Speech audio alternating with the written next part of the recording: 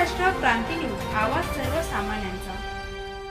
सातपूर युवकाने जीवनयात्रेला दिला अचानक पूर्णविराम। माडा कॉलनीतील दत्त मंदिर जवळील दुर्दैवी घटना, परिसरात शोककळा। लहान बाळासह पत्नीने फोडला हंबरडा।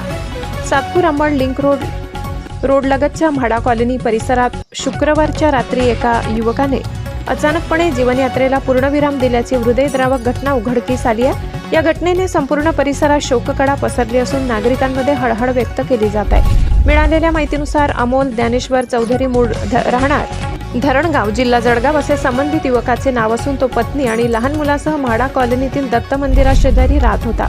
रात्री घरातील इतर सदस्य झोपेत असताना अमोलने टोकाचा निर्णय घेतल्याचे प्राथमिक माहितीतून समोर आले। शनिवारी सकाळी पत्नी घरातील स्वयंपाकघरात गेली असता तिला हा धक्कादायक प्रकार समोर दिसला।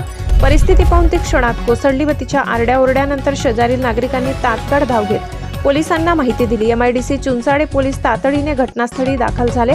स्थानिकांच्या मदतीने अमोल याला जिल्हा शासकीय रुग्णालयात दाखल करण्यात आले, परंतु वैद्यकीय अधिकाऱ्यांनी त्याला तपासून मृत घोषित केले।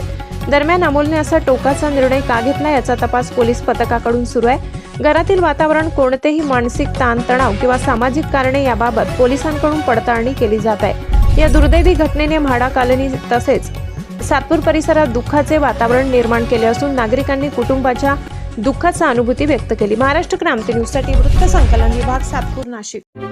अशाच नवनवीन बातम्या पाहण्यासाठी आमच्या महाराष्ट्र क्रांती न्यूज या YouTube चॅनलला लाईक करा, सबस्क्राईब करा आणि बेल आयकॉनला प्रेस करा।